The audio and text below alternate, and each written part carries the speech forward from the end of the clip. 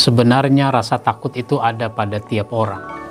Tapi kalau orang istiqomah, dia tidak didominasi, dia tidak dikuasai oleh rasa takut.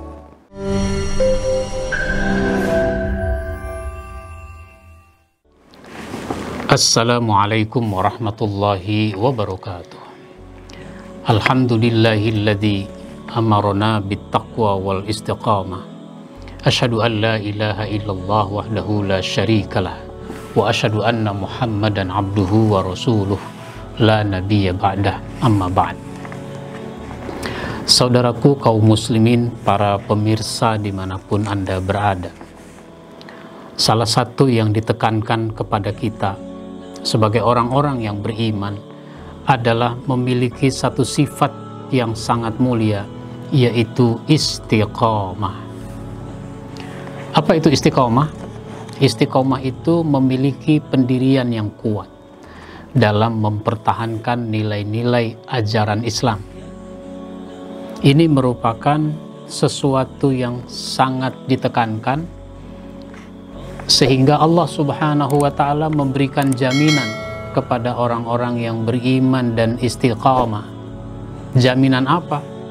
Disebutkan di dalam surat Al-Ahqaf, surat 46 ayat 13. A'udzubillahi minasyaitonirrajim. Innal ladzina qalu rabbunallahu summa istaqamu fala khaufun 'alaihim wala hum yahzanun.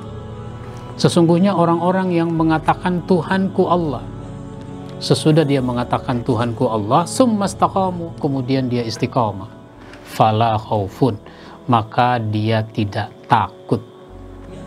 Sebenarnya rasa takut itu ada pada tiap orang.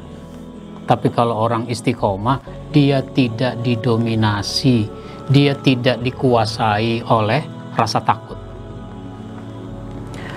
Dan seandainya resiko betul-betul menimpa dirinya, terjadi pada dirinya dengan sebab dia istiqomah, walahum yahzanun, dia tidak berduka cita, dia tidak menyesal sudah menjadi orang yang beriman.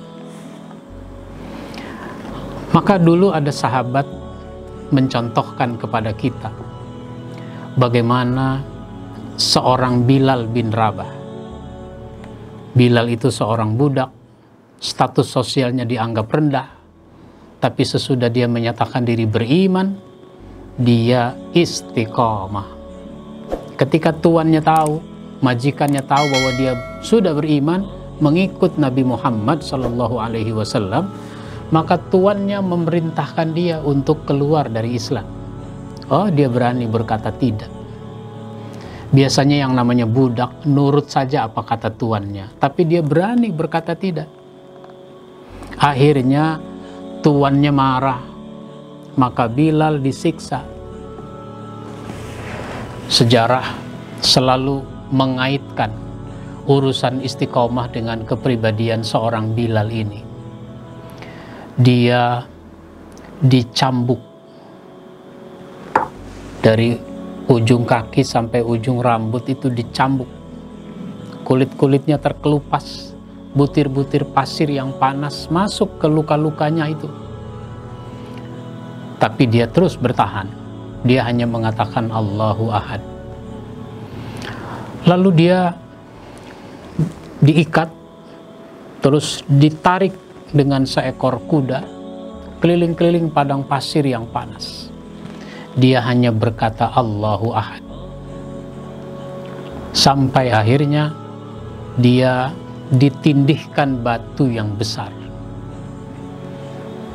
Begitu berat siksaan yang dia alami sampai dia menggeleng-gelengkan kepala sebagai tanda menahan sakit. Dia hanya berkata Allahu Ahad. Begitulah orang yang istiqomah. Ternyata sahabat Abu Bakar As-Siddiq melihat Bilal dalam keadaan tersiksa karena keimanannya. Hanya satu cara untuk menolongnya, yaitu membebaskannya dari perbudakan. Maka Abu Bakar As-Siddiq pulang. Dia kembali dengan membawa uang yang banyak. Lalu ditebus itu Bilal, dibayar dengan harga yang mahal, sehingga Bilal dapat diselamatkan. Walahum yahzanun, Bilal tidak berduka cita. Ini sebuah contoh. Bahkan ada lagi seorang budak suami istri namanya Yasir dan Sumayyah. Karena dia istiqomah, tuannya marah, dia disiksa sampai menyebabkan dua-duanya mati. Mati karena mempertahankan akidah. Itulah namanya orang istiqomah. Kemudian di dalam ayat lain surat Fussilat ayat yang ke-30, Allah Subhanahu wa taala berfirman, Innal ladzina qalu Rabbunallahu tsumma istaqamu tatanazzalu alaihimul malaikatu alla takhafu wa la tahzanu wa abshiru bil jannati allati kuntum tu'adun.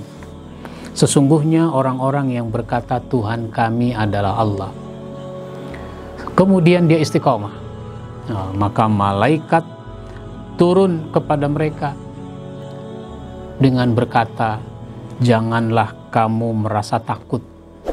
Kamu jangan takut, tenang saja. Kemudian jangan kamu bersedih hati.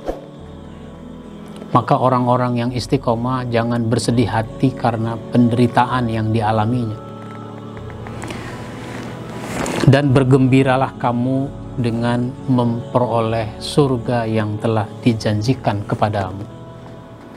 Tidak usah takut, tidak usah berduka cita, tetapi bergembiralah. Kenapa? Surga sudah disediakan untuk orang-orang yang istiqomah, yang punya pendirian yang kuat. Nah, saudara sekalian yang saya hormati, memang perintah ini adalah perintah yang berat. Dulu Nabi merasakan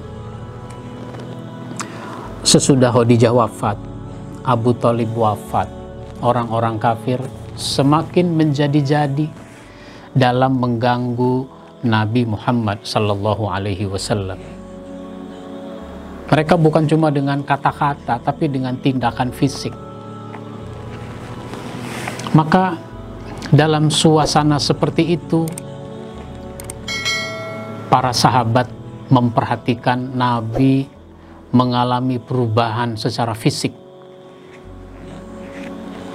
Bahkan ada seorang sahabat bertanya, sebagaimana diriwayatkan oleh Ibnu Abbas, ya Rasul, dalam beberapa hari ini kami perhatikan engkau mengalami perubahan secara fisik. Apa yang berubah pada diri saya? Kami perhatikan rambut di kepala engkau sekarang ubannya sudah lebih banyak dibanding 2 atau 3 hari yang lalu. Ada apa ya Rasul? Rasul kemudian mengatakan, karena turun surat Hud dan kawan-kawannya. Kawan-kawannya maksudnya surat Hud, surat Yusuf, surat Ar-Ra'd, surat Ibrahim. Jadi turun 4 surat ini dalam waktu yang bersamaan. Nabi merasa ini sesuatu yang sangat berat. Yang paling pokok dari surat ini adalah menekankan kepada Nabi untuk istiqamah, punya pendirian yang kuat. Misalnya dalam surat Hud ayat 112 disebutkan, fastaqim kama umirta wa man taba ma'aka wala tatghaw innahu bima ta'maluna basir.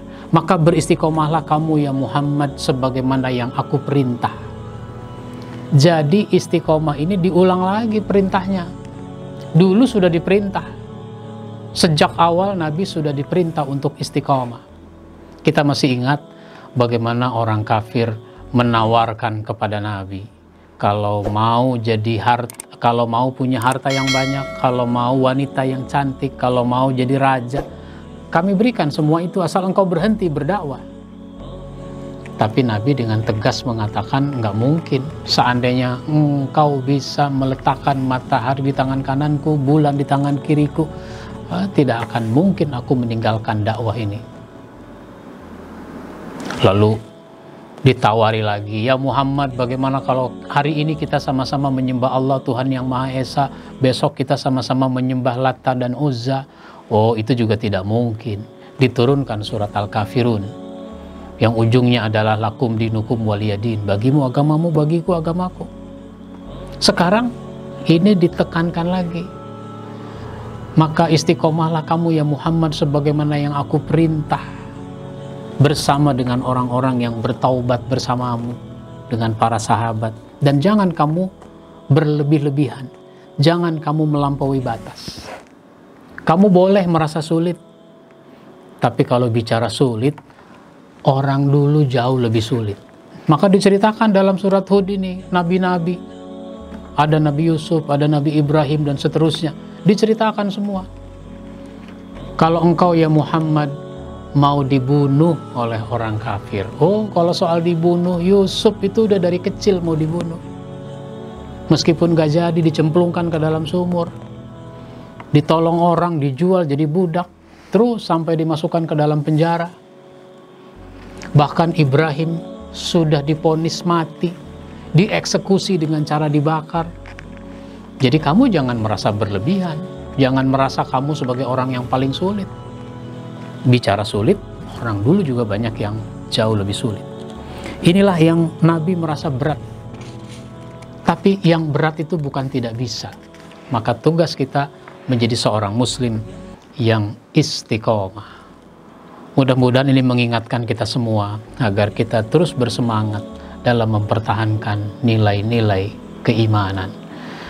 Wassalamualaikum warahmatullahi wabarakatuh.